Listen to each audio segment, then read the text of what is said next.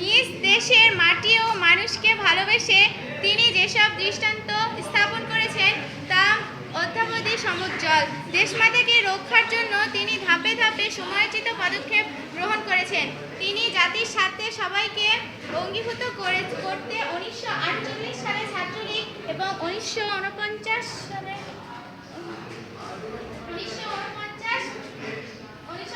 সালে আওয়ামী লীগ প্রতিষ্ঠার উদ্যোগী হন। 1952 সালের ভাষা আন্দোলনে তিনি বলিষ্ঠ ভূমিকা পালন করেন। কি সংসদ, কি রাজপথ, বাঙালিদের অধিকার রক্ষায় তিনি ছিলেন সবসময় সোচ্চার।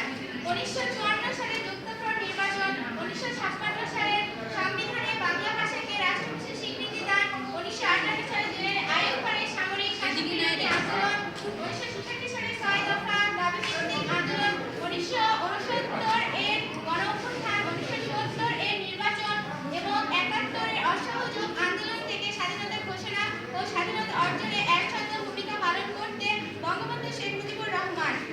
এমনকি বাংলাদেশে স্বাধীন হওয়ার পরও দেশ পুনর্গঠনে তার অবদান অনবিস্মরণীয়।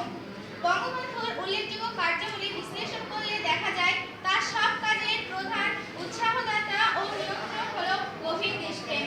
বঙ্গবন্ধুর অসমাপ্ত আত্মজীবনী থেকে জানা যায় তিনি শহীদ সোহরাওয়ার্দীর সাথে হিন্দু মুসলমান সম্প্রীতি ও শান্তি রক্ষার কাজ করেছেন, আর এতেই ধর্মের চেয়ে দেশ বড় কথাটির প্রতিফলন ঘটে।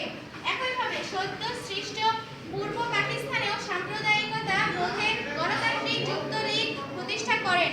হিন্দুরা যাতে দেশ ত্যাগ না করেন বলার মাধ্যমে তিনি দেশপ্রেমকে প্রাধান্য দিয়েছেন।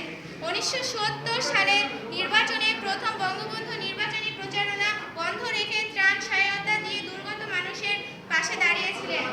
তিনি বাংলাদেশ প্রতিষ্ঠার আনুষ্ঠানিক ঘোষণা দিয়ে ক্ষান্ত হননি, বরং পরবর্তী করণীয় সম্পর্কে সুস্পষ্ট নির্দেশনাও দিয়েছেন, আর বিনিময়ে পেয়েছেন কারাভোগ। শেখ মুজিব তার রাজনৈতিক জীবনে পাকিস্তান শাসনামলে প্রায় 12 বছর কারাভোগ করেছেন।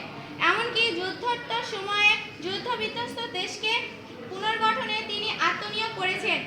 আর এসব ত্যাগ ও দেশপ্রেমের অনন্য নজির স্থাপনের জন্যই তিনি বিশ্ববন্ধু, বঙ্গবন্ধু ইত্যাদি ভূষণে ভূষিত হয়েছেন।